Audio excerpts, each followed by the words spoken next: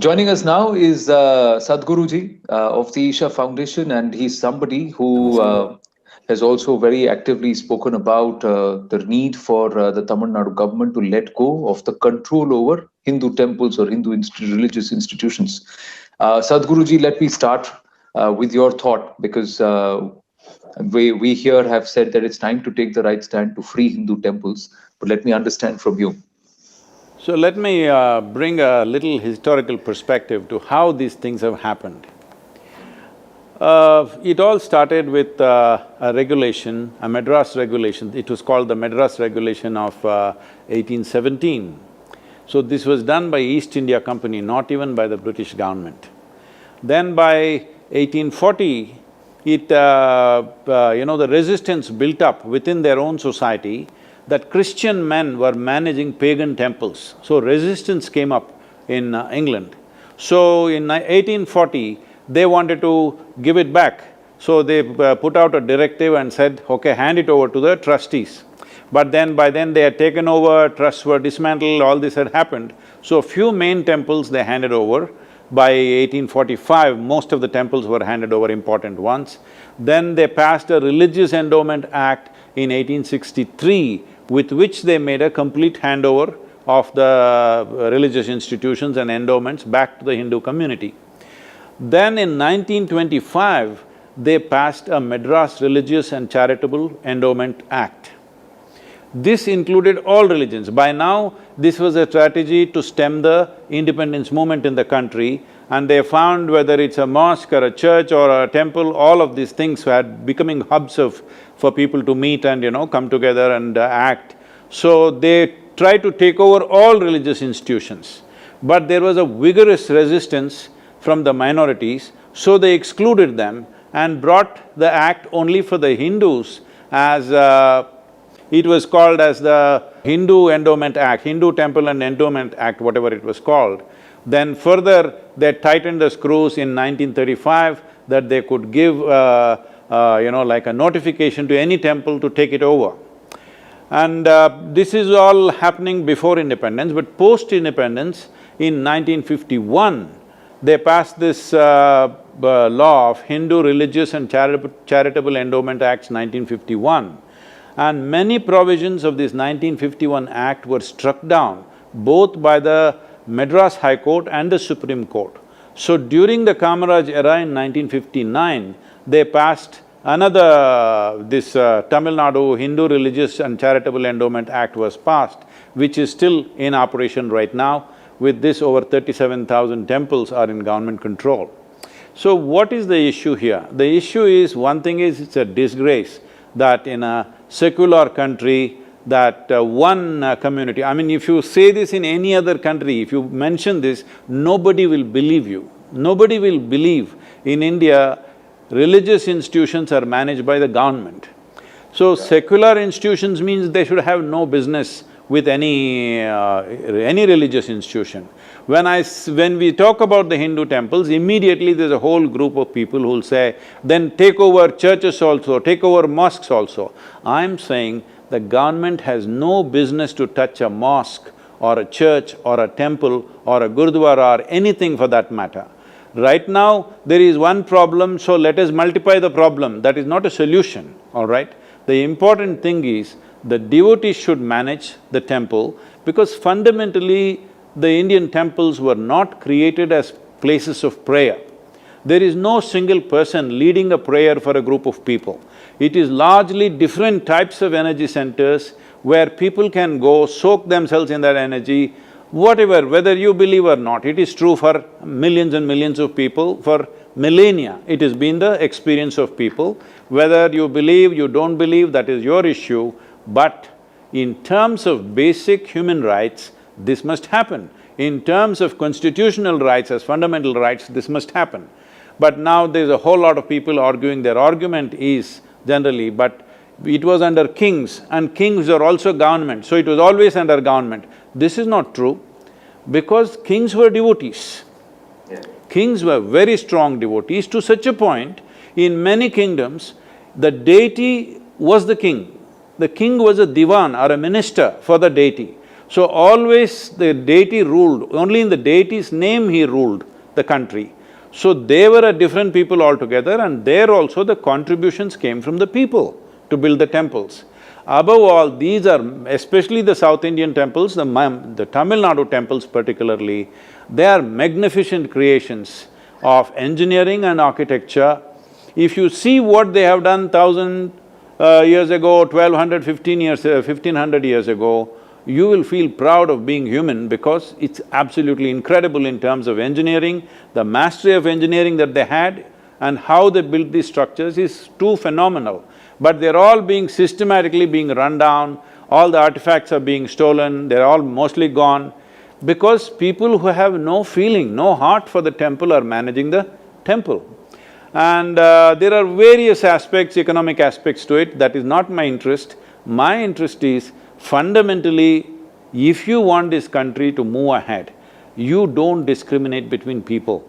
Everybody should have the same rights. This is the whole thing, one country, one law, all this we are talking everywhere, but it's not happening in a very fundamental way. So Tamil Nadu temples have to be released because the tightest endowment act probably is in Tamil Nadu. In other states maybe it's a little more lax, but even that should not be there, that's a different matter. But here it's a proper control. Even if you build a new temple and if it becomes a popular temple, government will send a notification to take it over. This is just ridiculous. You can't do this in any country. I'm saying even in countries like Russia, China, you don't do these things. How can you do this in a country like India, which is a secular nation, which is a democratically elected leadership, and our constitution gives absolute right for everybody to practice their religion, irrespective of what faith they are. You can even start a new faith and practice it, I'm saying. It's not that the existing faiths, you can start any new faith and practice it. When this is the case, the majority population's places of worship or their temples are being managed by the government is a very shameful thing. But the reality is, Sadhguruji, irrespective of the political party, the eyes are always on the temples. And if you from left to right, of the political spectrum, left in Kerala, if you look at AIADMK, DMK, successively in Tamil Nadu, you look at TDP, YSRC Congress in Andhra Pradesh, if you look at the TRS in Telangana or the BJP in Uttarakhand, everywhere political parties immediately want to jump onto the temple devasams and temple boards and in its management. Is it purely money or is it something else?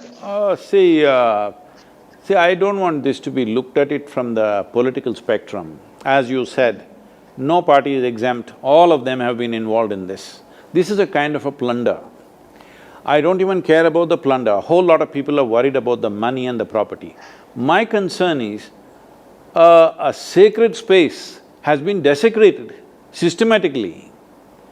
And aesthetic aspect of these temples are so phenomenal, but today if you go to many of the Tamil Nadu temples, stone carvings, okay? I'm saying they carved not soapstone or marble as it's done in North India or soapstone in Karnataka. Here we carved granite, very hard stone into exquisite art. And you know what they did? They put silver paint on it, oil paint, enamel paint for the entire stone carvings. It's some government officer's idea of aesthetic. What do you do for this kind of thing? This kind of desecration and temple processes have been changed, and without taking into the other aspects, the science of temple building, they've made changes, they've put walls here and there. Aesthetics is being completely, massacred really. So my concern is, temple is being destroyed. Yes, property and wealth and gold attached to it, I think the British took away most of it anyway. What was left, other people are taking it. That is one aspect. Yes, for the temple to be a living temple, for it to be managed well, it needs some wealth for itself to manage, but even that is not even my concern. My concern is, first of all, of fundamental rights. What is in the constitution, why is it that we don't have those fundamental rights? And above all, these are not something that you can once again build. These are not something that you can simply create tomorrow morning. This is something which has taken generations of people to build in a certain way. Particularly in Tamil Nadu, see, we must understand the context of this. These are called temple towns, not because there is a temple. First the temple, they built the temple. People who built these magnificent temples, they themselves lived in hutments, all right? They didn't care how they live. This is the sense of devotion with which this has come. Many of the places where these granite temples, massive granite temples have been built, there is no stone. They have transported it like 300, 400 kilometers away. When there were no trucks, when there were no cranes, these tons and tons of granite they brought and they carved and they put it up. This has taken 2-3 generations of work. And the way it was consecrated, like for example, Chidambaram temple is consecrated by Patanjali Maharishi. How can you destroy that? There are many other temples consecrated by Agastya Muni. How can you destroy that? This is a legacy you cannot destroy. But unfortunately, lot of damage has been done. I think time has come, it should be released. Now people are saying, oh, then all kinds of corruption will happen. It is absolutely ridiculous and insulting to say that the majority community doesn't have a handful of people who have the necessary brains and integrity to manage a temple. When today we are in a time where we are thinking in terms of government should not manage an airline, it should not manage airports, it should not manage ports, it should not manage industry, business, mining, everything should be given to the people to manage in terms of private entities. Temples, somehow government is qualified to manage, how come? It's just ridiculous. Because you mentioned the Chidambaram temple, Sadhguruji. 2014, the Honorable Supreme Court had passed a landmark judgment, and I spoke to Dr. Swami also, Subramanian Swami, who had argued that case. It was a case which is pending in court since 1886, and the court very clearly came out and said that temple should be managed by priests and not by government. The court also said that the priests constitute a religious denomination and their rights are to be preserved and protected from any invasion by the state. But despite that, this goes on. The court also said if there is maladministration or malpractice, you set it right and give it back to the people again. But nobody is following it. If there is any kind of malpractice in a given institution, all these institutions, any kind of charitable trust or a religious trust comes under the Indian law. So if there is any malpractice, as if there is a malpractice in a business or in a media house or in an industry or in a trust, there are laws. There is IPC to handle any crime that happens. You don't take over everything simply because there is some malpractice in 1 or 2 institutions. Yes, it can happen. It is happening in every aspect of life, isn't it? Yes. But why is it that we as Hindus in this country… See, as I said in 1925, unfortunately, they passed a law to take all the religious institutions, the British, including mosques and churches and temples and everything, gurudwaras. But they released the other 2 because they went on the street. Unfortunately, we are setting this trend. If you want any kind of justice, you have to burn something on the street. This is an unfortunate way to manage a nation. When we make an appeal, please look at it properly. Why? Do you want people to come on the streets and burn things? We don't want to go that way. That is not our way of doing things. I'm just raising an issue. It is for the government to act. Or let people protest, then we will do. What kind of nonsense is that? It is simply unfair that only if you dismantle the country in some way, you will act. Only if we distort the country in some way, only if you give trouble to everybody's life, okay, block the highway, block rail roko, rasta roko, bijli loko, something you do, then you will act. Please do not take the country in this direction. Let us be a law-abiding nation. When a sensible appeal is made, everybody should look at it. I'm saying everybody, irrespective of which party you belong to, what position you hold, anybody who is in some kind of administrative position has to look at this. This is absolutely unfair. In my opinion, this amounts to kind of apartheid, It is. It has to be discriminated in a country where we are actually a majority by, No, I'm saying it doesn't even matter whether you're majority or minority, for anybody. I'm saying even if you take over mosques or gurudwaras or churches, I would say the same thing, because fundamentally it's wrong. But this wrong has been perpetrated for decades and decades, and it's coming on from the… So what is the solution? Are you willing to get all the matadhishas, all the, pithadhishas together, I'm minds saying together, we don't even and to make a collective demand? We don't have to go there. I'm saying, why should we come together and cause some disturbance, then only you will act. I'm just making an appeal. Let it come to everybody's notice.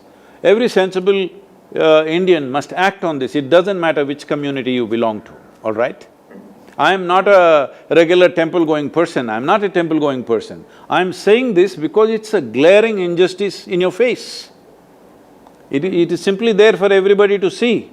So out of somebody's greed, what was done in colonial era, for what purposes it was done, everybody knows. We don't have to go into that. It is just that yesterday, because you mentioned America, yesterday one poet, Amanda, whatever her name, Gorman. Yeah. She was reading a poem, in that she said one line, I thought it was fantastic. She said, just is, everything is just is the way it is not justice, all right? This is just is from the British era, and this is not justice, this is absolute injustice. True, but let me ask you, it's not there even in the Chetana or the conscience of the people. How is that going to happen? Because That is everybody because- wants the Hindu vote, everybody talks about welfare of certain groups of communities and sections of people, but this injustice seems to be lost on everybody else. Temples are also a source for keeping our culture alive, our traditions alive, passing on historical knowledge, but all of that is also getting lost. Oh, not just lost, systematically being eliminated, not just being lost. See, temples were centers of craft, art, music, everything at one time. Well, how far you can revive that, what you can do, I'm saying, in every city, in every town, wherever the temples are there, or in every state, let's say we start… See, because this is a complex issue, it can't be all some 36,000 temples can't be handed over tomorrow morning, all right? So you have to form a state-level board of the community with responsible people who are not coming there for the money that is there or whatever wealth that is there. There are people who are successful, who don't care about what the temple has, there is some devotion in their hearts. You form a trust of that kind of people for the state, and then for every city, every district, whatever you form more trust. This is a long process, it's not going to happen tomorrow. I don't mind if it takes 4 years or 5 years, but the process should begin at least. By intent, the intent at least you must show. I can understand the process is complex, it needs to be done in a graduated way. If you don't do it in a calibrated way, it can, it can become a mess. So, isn't there a solution for this? Definitely there is a solution. When you can hand over Air India to somebody, you can do this very easily. It is not a commercial operation. Anyway, even now the temple runs because the devotees are coming, not because government is advertising for the temple. There is no commerce involved, there is no marketing involved, people will anyway come. Right now, most temples are kept in such a way that even a devotee would not want to go there. That is how it is kept. But you're saying it'll take some time. I'm just saying in Tirumala Tirupati Devasthanam, Chidambaram temple, Padmanabha Swami temple, every state in our country has temples which are huge throngs of devotees who go there. And that's what gets the state to want to control them, because they say we have to control the administration, otherwise you will not be able to handle the people and the flow of devotees. That's the reason given. The state needs to be there to ensure that this is done. In Uttarakhand, 500 temples have been taken over. From the chief minister downwards, everybody is sitting there, they're saying we want to improve, we want to connect the Char Dhams, and that's why we are doing it. See, if they want, they can… government-initiated trust can be formed. If you want, you can put one IAS officer on it to ensure everything is okay, all right? Till, let us say, for the next 10 years or 15 years, you can put an IAS officer there, then slowly you can withdraw. Or if it's necessary forever, he can be there. But the temple should be managed by devotees because there is a certain process. See, all temples are not same, it's not like… See, for example, with every other religion, in all the gurudwaras, same thing will be happening, in all the mosques, same thing will happen, in all the churches, same thing will happen, all right? Minor differences, but essentially same thing. But here it's not like that, it's a whole world by itself. A Devi temple is one way, a Shiva temple another way, Vishnu temple another way, Krishna, Rama very, very different, I'm saying. Everything is different, that is the beauty of this culture, that we are so essentially different, but we have no issues. You're taking that for granted, just is. This is how it's been. Well, it's been like this since 1800, so what is the problem? We can just continue like this into 22nd century? No, I think it must change. It must change. I agree, it must change. But if हाथ जोड़ के appeal करके if it doesn't change, then it has to come from the people, and a large mass will have to come, and for that they will have to understand the impact of what is happening, Sadhguruji. See, the important thing is right now, Tamil Nadu is going in for an election. So, recently, 3 days ago, during the Pongal event when we had, some young man stood up and asked me, Sadhguru, whom should I vote for? I said, see, who you vote for, I will not tell you. You can vote for whoever you want. I'll never tell anybody who they should vote for. But let me tell you who I vote for. So I listed out 5 points. Let me not go through all the 5 points, because one is about Kaveri, one is about the farmers, one is about industry, one is about investments, one is about corruption, like this, and the last one is about the temples.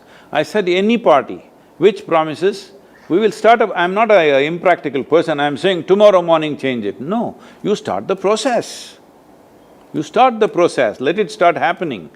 And anybody who promises they will start the process within 6 months of coming to power, my vote is for them. It's up to you to decide your vote where it goes. So, a democratic nation means during the time of election, you can effect changes, all right? People should take up this responsibility.